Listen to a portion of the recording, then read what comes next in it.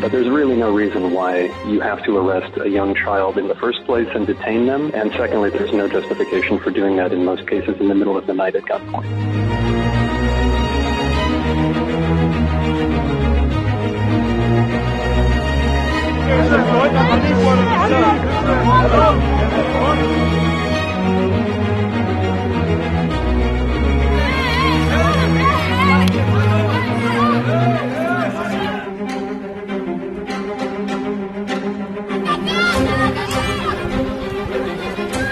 On the way to the interrogation, the children will be transported in some kind of military vehicle.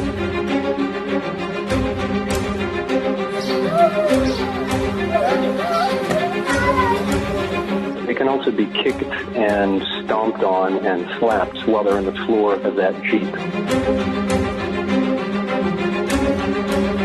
The focus of the interrogation is usually to get a confession.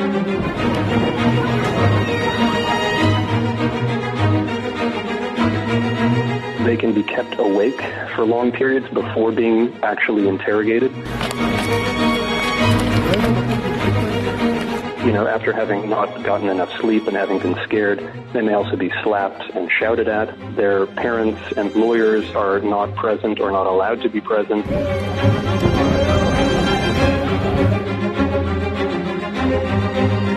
These are children who don't know their rights.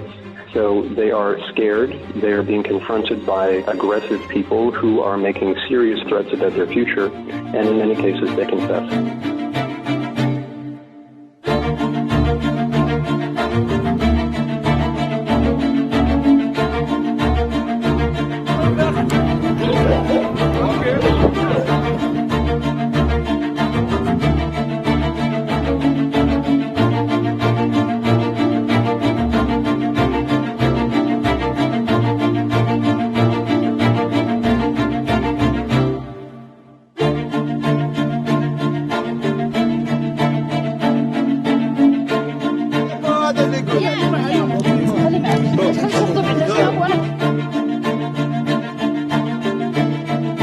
Israeli military law was applied to Palestinian children, unlike if an Israeli settler child threw a stone in the West Bank, Israeli regular civil law would be applied to that child.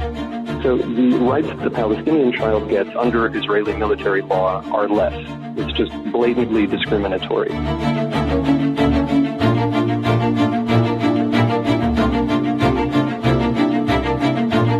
Israel's treatment of Palestinian children in the West Bank, it violates international law basic standards.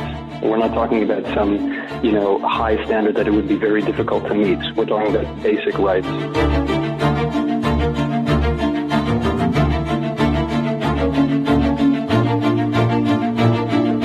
Abuse is routine, widespread, and severe, and it is happening to hundreds of Palestinian children, often very young, every single year.